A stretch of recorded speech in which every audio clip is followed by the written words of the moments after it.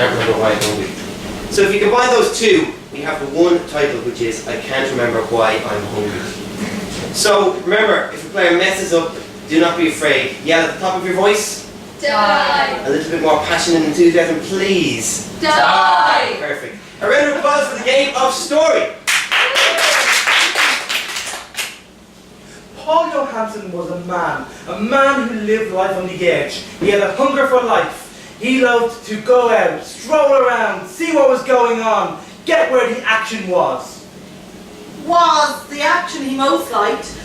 He lived in a tent. Paul Johansson thought tent was the best way for someone to live when somebody regularly wanted to explore new things and meet Indians. He met a lot of Indians. It was a large tent. He hadn't realised how many Indians were in the tent when he bought it. And when he inflated it, it turned out that there was even more inflatable Indians inside it. This was very confusing because he hadn't realised he bought his tent from an Indian burial ground salesman.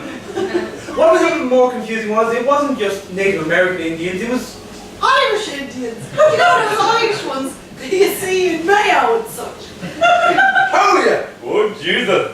Nice to meet you. Kind of, a combination of, say, running with wolves and how ya buddy.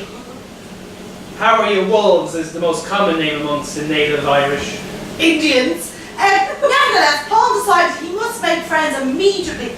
So he shook hands with each and every one of them. He said, Die! Get a number between 1 and 10. 5. 5, I heard first, sorry. Chapter 5 of I Can't Remember Why I'm Hungry. oh yeah. Bob the Indian and Anya, the other Indian, were looking for Paul as he had disappeared for days while he was on search for food. Where's our dinner? They said, banging their knives and forks on the inflatable table. Where the hell is our dinner? or hurry up or we'll take out our tomahawks to throw them around this inflatable tent in every corner of this tent. Even though it is a bit round, we often find corners in the tent. They turned their knives and forks around and said, well, I'll give you 4 more seconds. If there isn't dinner in front of me, the table gets it. And the table's connected, obviously, to everything else in the inflatable house. So just when they said that, Paul burst through his inflatable tent and said, not so fast. Buddy boys, I've got a pig. I found it in the local yard. We don't eat pig. I'm terribly sorry, said one of the Indians. And it was great. They agreed that they wouldn't eat pig. So they had to let the pig go, which added more frustration to the problem of being hungry. Especially the Indians.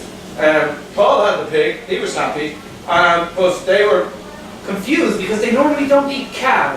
But they decided to make an exception because everybody was at this point starving. Fucking starving. They were dying. They're all there in their inflatable tank going, this is great crack, but well, I need a new A chapter between 10 and 50. 70. 25.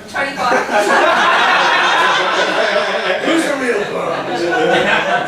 Her hair is dyed. 20, what do you say it was? 25. Skip to chapter 25 of I Can't Remember Why I'm Hungry. They were fighting on the edge of the cliff. One of them had a chicken wing in his hand and he wasn't giving it up for love or money. Paul Johansson stared into his eyes and said, if you don't give me that chicken wing right now, I'm gonna end you and tear you apart limb from limb, turn them over into a barbecue and eat you myself.